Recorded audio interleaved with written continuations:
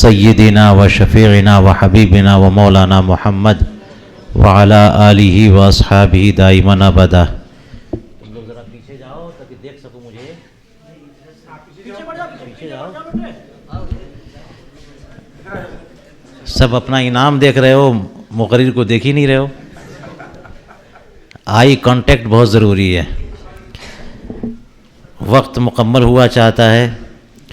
عرس تھا حضور حافظ ملت کا اور حضور فقیہ ملت کا، جو اگلے دنوں میں ہونے والا ہے، لیکن ہم لوگ ذرا ایڈوانس چلتے ہیں۔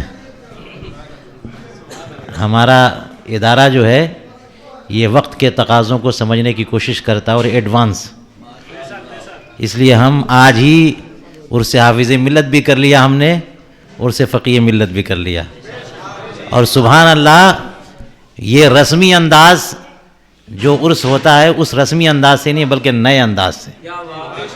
اس کا مطلب یہ ہوا کہ جامعہ امام اعظم قوم کو نئی چیز دے گا۔ اس وقت جو دنیا کا تقاضا ہے، جو حالات کا تقاضا ہے، انشاءاللہ جامعہ امام اعظم ابو حنیفہ ایسے افراد تیار کر رہا ہے کہ جو جدید دور کے تقاضوں کے مطابق دین کی خدمت پوری دنیا میں کرے، پورے انڈیا میں کرے۔ انشاءاللہ یہاں سے جو طلبہ فارغ ہوں گے وہ عربی میں بھی ماہر ہوں گے، انگریزی میں بھی ماہر ہوں گے اور اردو میں بھی ماہر ہوں گے، اور بولنے کا سلیقہ لے کے پیدا ہوں گے۔ بڑے سے بڑا ٹاپک اور بڑے سے بڑا موضوع یہ اچھی طرح سے ہینڈل کر سکیں گے انشاءاللہ۔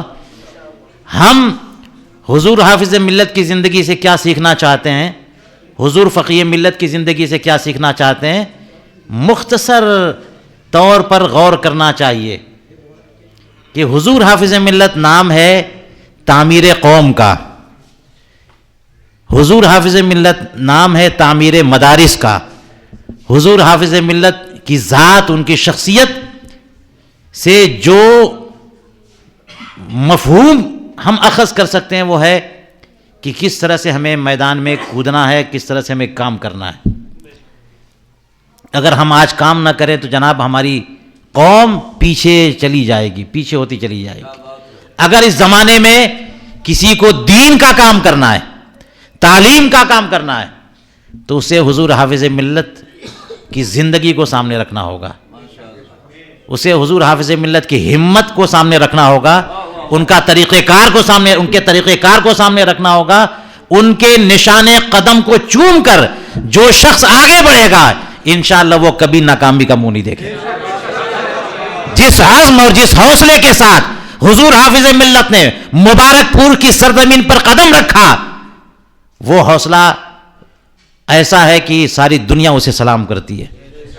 ایک چھوٹا سا مکتب تھا جسے انہوں نے الجامعۃ الاشرفیہ بنا دیا۔ کوئی تصور نہیں تھا کہ دینی ادارہ بھی کبھی اس لیول پہ آ سکتا ہے کہ دنیا اسے یونیورسٹی سمجھے، جہاں اتنی بڑی تعداد میں علماء پیدا ہوں جو پوری دنیا کے اہل سنت کے تقاضوں کو پورا کرے۔ وہ ایسا ادارہ حضور حافظ ملت میں اپنی زندگی میں بنایا۔ بھوجپور کے تھے، حضور صدر الشریعہ رحمۃ اللہ تعالی علیہ نے فرمایا کہ میں پوری زندگی مختلف علاقوں میں کام کرتا رہا اور میرا ضلع ہی اندھیرے میں، تم جاؤ وہاں پر۔ ایک استاذ نے بھیجا اور شاگرد پہنچ گیا اور جا کر اس طرح سے اس علاقے سے چمٹا، اتنی محنت کی، اتنی خدمت کی، اتنی اثار و قربانی پیش کی کہ پھر جناب وہ پیچھے مڑ کے نہ دیکھا انہوں نے۔ اور مشکل اوقات مبارک پور کی دھرتی پر حضور حافظ ملت کے سامنے آئے، ایسے بھی حالات سامنے آئے کہ وہ ریزائن دے کر کے چلے جاتے اور گئے بھی، مگر حالات اور تقاضے مجبور کر رہے تھے کہ اور کہیں کام نہیں، کام یہیں پر ہوگا، چونکہ آپ کے استاذ کا علاقہ ہے اور اسی خطے کے لیے آپ کو بھیجا گیا۔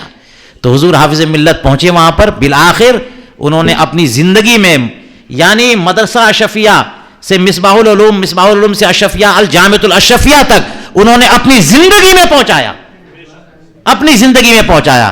ان کے بارے میں ہمارے اساتذہ فرماتے ہیں کہ ایک ایک دن میں 17 کتابیں پڑھاتے تھے۔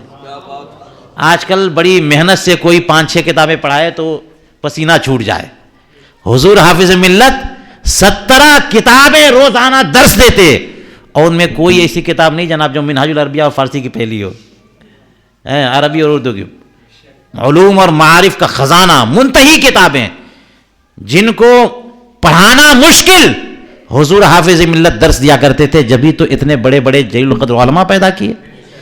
تو کسی کو مدرسہ بنانا ہو، کسی کو مسجد بنانا ہو، کسی کو تنظیمی کام کرنا ہو، اور یہ سب کام کرنا ضروری ہے، تو اسے حضور حافظ ملت کی زندگی کا مطالعہ کرنا ہوگا، ان کو اپنے لیے آئیڈیل بنانا ہوگا۔ اور دوسری طرف حضور فقیہ ملت کی زندگی، یہ مذہب اور مسلک اور مشرب پر استقامت اور عزیمت کے ساتھ قائم رہنے کے لیے اگر حضور فقیہ ملت کی زندگی کا مطالعہ کیا جائے تو انشاءاللہ اس پر عمل کر کے انسان کامیاب ہو جائے۔ انہوں نے اپنے فتاوی کے ذریعے، اپنی تقریروں کے ذریعے، اپنے افکار و نظریات کے ذریعے جو پیغام پوری دنیا کو دیا وہ یہ تھا کہ ہمارے اکابر کے جو فتاوی ہیں، ان کی جو تعلیمات ہیں، ان کے جو افکار و نظریات ہیں، اس سے بالکل چمٹ کے رہنے کی ضرورت ہے۔ اس میں کسی طرح کی تبدیلی اور کسی طرح کا تغیر یا برداشت نہیں کرتے تھے حضور فقیہ ملت۔ جو مسئلہ شرعیہ ہے اس کو بیان بھی کرتے تھے اور اس کا نفاذ بھی کرتے۔ بہت کم علماء اور بڑے نظر آئے کہ جن کی خلوت اور جلوت دونوں جگہ شریعت بولے، جن کی زبان اسٹیج پر بھی وہی ہو اور کمرے کے اندر بھی وہی ہو۔ حضور فقیہ ملت علامہ مفتی جلال الدین رحمۃ اللہ تعالی علیہ کا معاملہ یہ تھا، ان کا کردار، ان کا کیریکٹر یہ تھا کہ جو زبان ان کی باہر ہوتی وہی زبان گھر میں ہوتی۔ شریعت کے چھوٹے چھوٹے بڑے بڑے تمام مسائل پر خود بھی عمل کرتے، ساری قوم کو عمل کرواتے، اپنے بیٹوں کو عمل کرواتے، اپنے گھر کی عورتوں کو بھی عمل کرواتے۔ کہیں پر بھی کسی نے ذرا سا بھی کہیں کوئی کوتاہی کی حضور فقیہ ملت نے برداشت نہیں کیا۔ شریعت مدرسے میں بھی، مسجد میں بھی، صحن میں بھی، کھیت میں بھی، کھلیان میں بھی، گھر کے کمرے میں بھی، آنگن میں بھی، کوٹری میں بھی، ہر جگہ شریعت بولتی تھی حضور فقیہ اعظم کی زندگی میں۔ اس چیز کو سیکھنا ہوگا اگر ہمیں اپنی زندگی کامیاب کرنی ہے اور خلوت اور جلوت دونوں میں شریعت کو لانا ہے تو حضور فقیہ ملت کی زندگی کو اپنانا پڑے گا۔ یہ میسج ہے ان دونوں بزرگوں کی زندگی کا، اور اسی پر ہم آج کا پروگرام ختم کرتے ہیں اور دعا کرتے ہیں کہ اللہ تبارک و تعالی ہمیں ان دونوں بزرگوں کی زندگی سے سبق حاصل کرنے کی توفیق عطا فرمائے۔ مولانا مفتی جابر صاحب قبلہ سے میں گزارش کروں گا کہ تشریف لائیں۔